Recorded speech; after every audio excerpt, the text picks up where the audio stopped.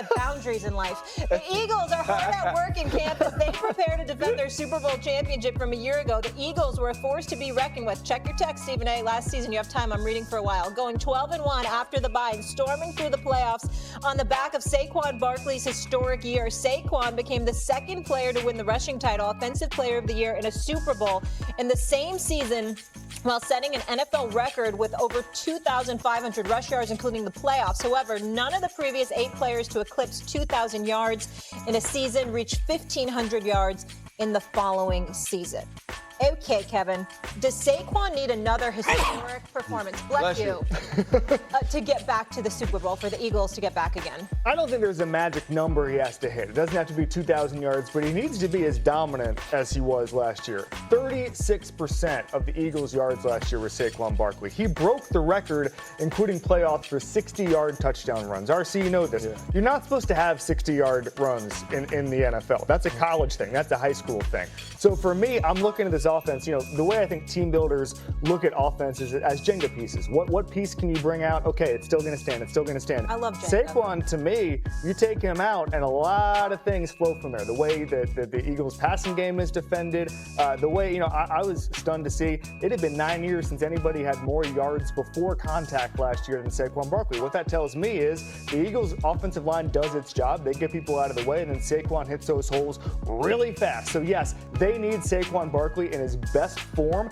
And by the way, 11 instances last year where Saquon Barkley was tackled at the 1-yard line. Jalen Hurts scored the touchdown with the push after. How about a couple of those, Jalen, for Saquon? Just hook him up a little bit with a couple goal line carries. Fair enough. S.A.? You might be right, Kev. Here's what I would tell you, though. We got to ask ourselves this question. If Saquon is struggling, what kind of pressure does that throw the ball?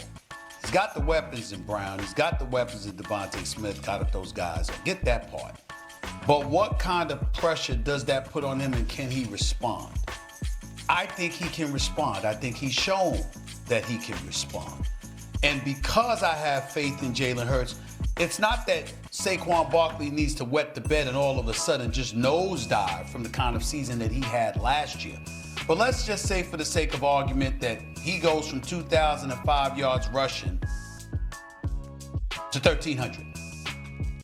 Can the Eagles still win? Can they still get it done? My answer is going to be yes. And that's why I would say to you, they don't need an historic season from Saquon. The operative word is historic. He can nosedive, but they don't need an historic season from him in order to win.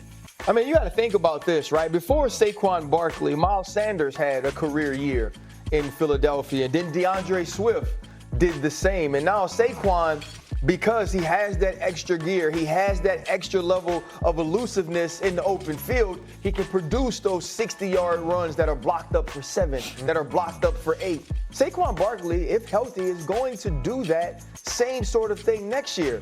But he doesn't need to rush to the tune of 2,000 yards. What he needs to continue to do is be a threat to do so.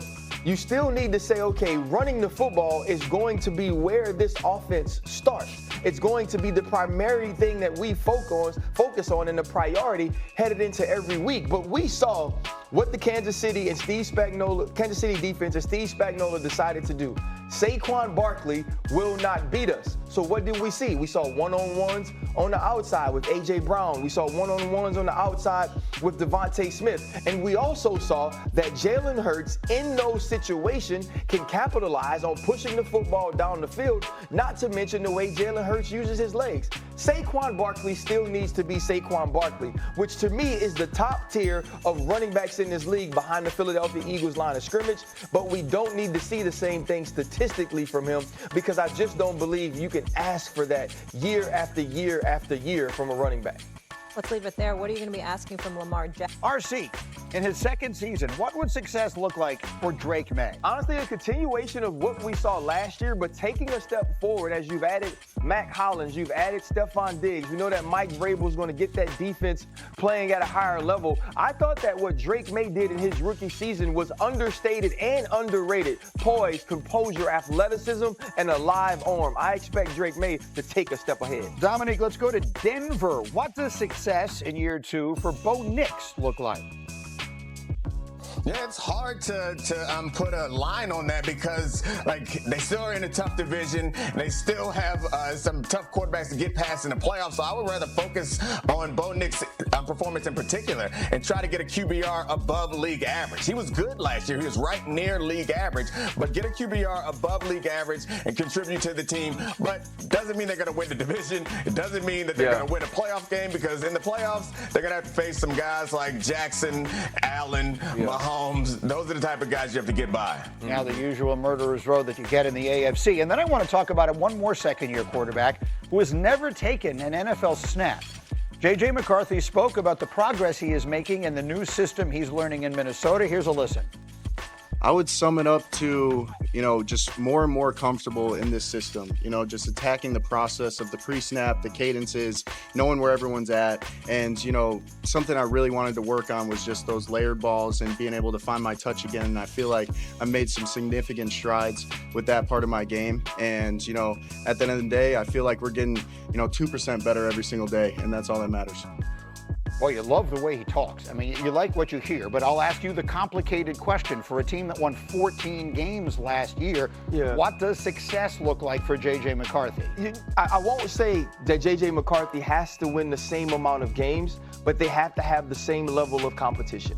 J.J. McCarthy doesn't get to be viewed in this vacuum of the individuality of his play. You're going to view him based on what we've not only seen Sam Darnold do in Minnesota, but basically every quarterback with a competent level of skill under Kevin O'Connell in Minnesota. And so you go Kirk Cousins, you go to Sam Darnold, and the way that they competed last year, you expect Brian Flores' defense to be extremely good. You know the weapons that he has offensively. J.J. McCarthy has to have this team in competition to win the NFC North. J.J. McCarthy has to have this team with opportunity to be a playoff contender and an NFC Championship contender. And I believe he'll be viewed through wins and losses, unlike some of these other quarterbacks. You asked what it looks like. And that's the kind of thing that you can't answer with words, but you see it and you know it with your eyes. Mm-hmm. You watch him play, and we will watch him play, and you can see this guy is going to be a big-time quarterback or he's not. And I can tell you the feeling within the organization is he is. That's how they feel about this guy. They feel like he is getting it. He's picking up the offense. You heard J.J. McCarthy himself say he's getting 2% better every day. Well, if he's getting 2% better every day, he should be 100% by the third week of the season if my math is accurate. That would put him at 100%. And so J.J. McCarthy is tracking right now to be the type of quarterback that they expected. And if we look at that draft class of quarterbacks, I feel like all these guys have elevated their teams, have given themselves a chance, like Jaden Daniels. We already know what he can do. Bo Nix has been fantastic.